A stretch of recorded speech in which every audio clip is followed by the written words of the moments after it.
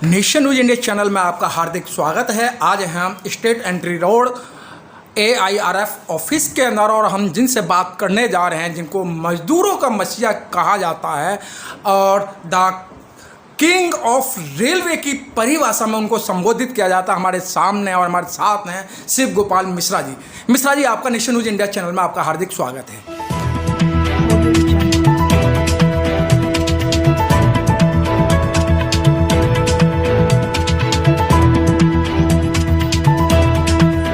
पर जो भी वक्ता ने कहा वो उसकी अपनी राय है, जिसकी पुष्टि नेशन न्यूज इंडिया नहीं करता। मिश्रा धन्यवाद जी, आजकल पूरे देश के अंदर एक बहुत बड़ी एक जंग सी छिड़ गई है, जिसको NPS कह लो या न्यू पेंशन स्कीम को लेके आप आए दिन धरने प्रदर्शन कर रहे हैं और सरकार से मांग कर रहे हैं कि 2019 से लेकर आज तक आपकी बात को नहीं सुना जा रहा। Sir, what is the difference between the NPS and OPS? देखिए, NPS जो है वो नो पेंशन स्कीम है, धोखा है एकदम। क्योंकि अभी जो NPS के तहत लोग रिटायर हो रहे हैं, उनको जो पेंशन बन रही है 30,000 रुपये पाने वाले को 500 रुपये पेंशन में बन रहे हैं। जो 50,000 रुपये पाने वाले हैं उनको 2,500 रुपये पेंशन बन रही है। तो ये जो परिस्थितियां हैं इस समय पेंशन को ले करके, तो वो बहुत ही एक मुश्किल हालात पैदा करने वाली स्थिति पैदा हो गई है रिटायर वालों के सामने। पहले इसके बारे में कहा जाता था कि जब लोग रिटायर होंगे तो 1 करोड़ रुपए मिलेंगे, उनको पेंशन में 1 लाख रुपए मिलेंगे। लेकिन ये सारा कुछ झूठ अब साबित हो गया है।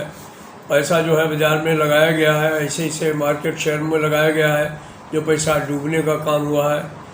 अभी इन सब सवालों को लेकर के जो 2004 के बाद में भर्ती हुए लोग हैं वो तो चिंतित ही हैं, लेकिन मुझे लगता है इस बात को लेकर के सरकार भी चिंता में है कि इसको समस्या से कैसे उभरा जाए। और ये विषय अब धीरे धीरे पॉलिटिकल भी होता जा रहा है, क्योंकि जहाँ कहीं भी चुनाव हो रहे हैं वहाँ पुरानी पेंशन बहाली के मसले को जो है वो पॉलिटिकल पार्टी जो है वो अपने जो है मैनिफेस्टो में शामिल कर रही हैं और कह रही हैं कि हम सत्ता में आएंगे तो पुरानी पेंशन बहाल करेंगे। तो आज जो सरकारी कर्मचारी हों, चाहे राज्य कर्मचारी हों, चाहे शिक्षक हों, चाहे केंद्र सरकार के कर्मचारी हों, सबके मन में ये भावना पैदा हो गई है कि जो पुरानी पेंशन बहाल करेगा वही देश पे राज करेगा। अभी आपने हिमाचल में देख लिया, अभी आपने कर्नाटका में देख लिया, तो ये विषय अभी मध्य प्रदेश के सामने भी आएगा।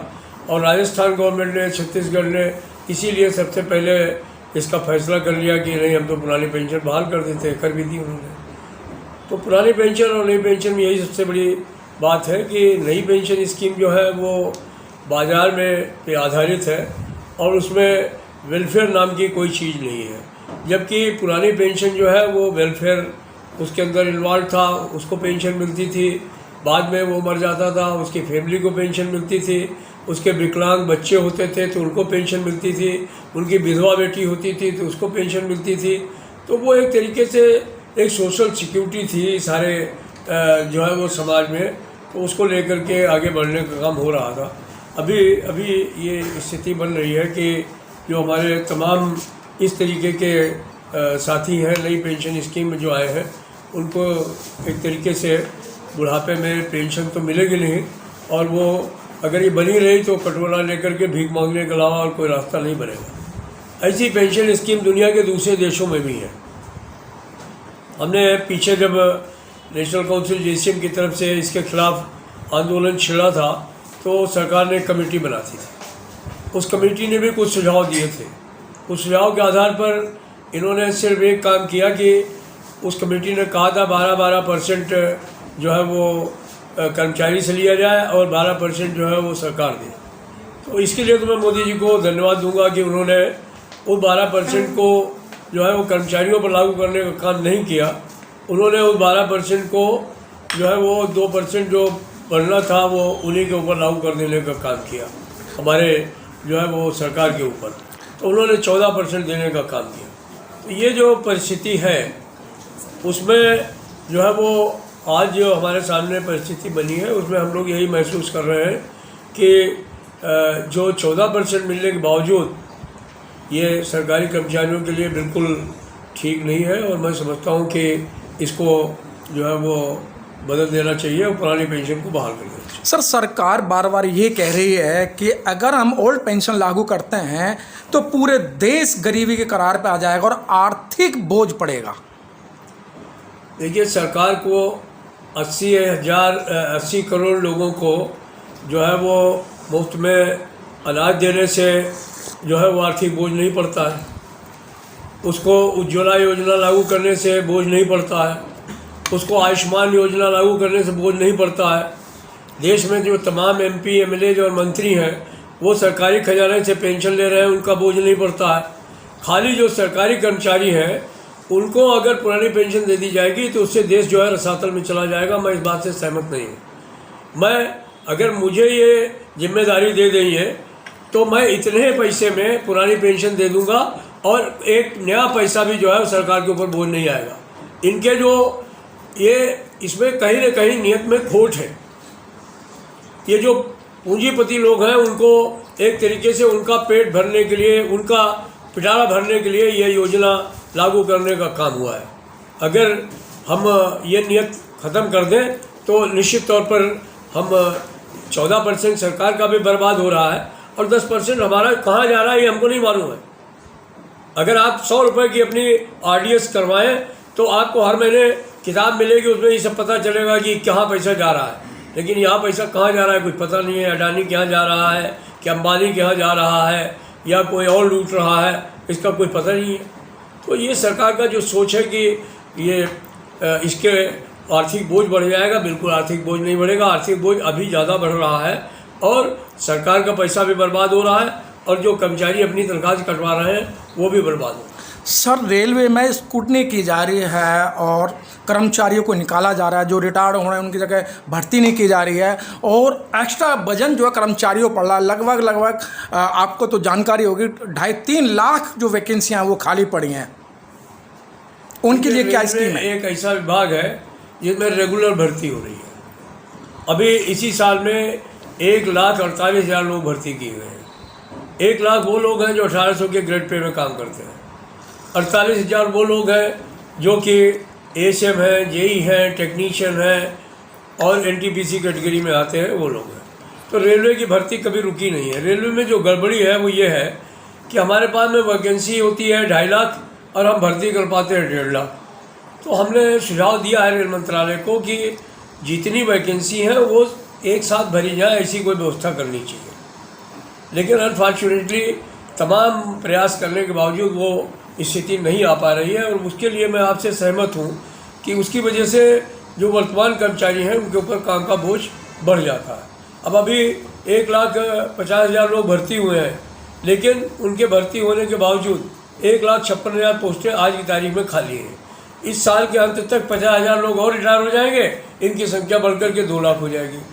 तो हम सरकार से ये बार बार मांग कर रहे हैं कि आप सेफ्टी कैटेगरी की बात जो करते हैं वो अपनी जगह सही है, लेकिन ये जितनी भी वैकेंसीज है उनको एक साथ भरने का काम किया जाए, तभी ये मामला चलेगा। लेकिन मैं आपको दावे के साथ कहता हूँ कि अभी रेलवे में फिर वैकेंसी निकलेंगी और 1 लाख से ऊपर निकलेंगी और इस साल भी भर्ती होगी।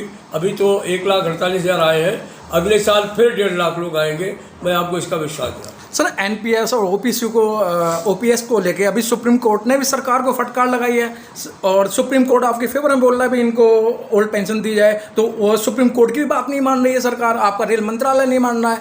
नहीं, रेल मंत्रालय तो मानेगा और सुप्रीम कोर्ट की बात को सरकार भी मानेगी, लेकिन फैक्चुअल ये है कि जो इंडिविजुअल लोग कोर्ट में जा रहे हैं उनको उसका लाभ मिल रहा है। सुप्रीम कोर्ट अगर इसको सारे लोगों के ऊपर लागू करने का हुक्मनामा जारी कर दे तो फिर सरकार कुछ नहीं कर पाएगी। अभी प्रॉब्लम यही हो रही है कि सुप्रीम कोर्ट डिसीजन तो बड़े अच्छे दे रहा है, लेकिन उसको सरकार का जो विधि विभाग है वो इन पर्सोना मतलब इम्प्लीमेंट करने का आदेश दे देता है, तो वो जो लोग कोर्ट में जाते हैं उनके ऊपर लागू हो जाता है।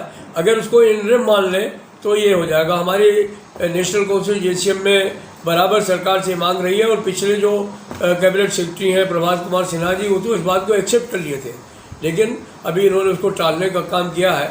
आशा है कि इस सरकार को थोड़ा सा बुद्धि आएगी और हर आदमी को कोर्ट में भेजने के बजाय ये ऐसे डिसीजंस को इन्हें मानते हुए सारे लोगों पर लागू करने का काम करें। सर चलते चलते फिर मैं एक आपसे अहम क्वेश्चन करने जा रहा हूं।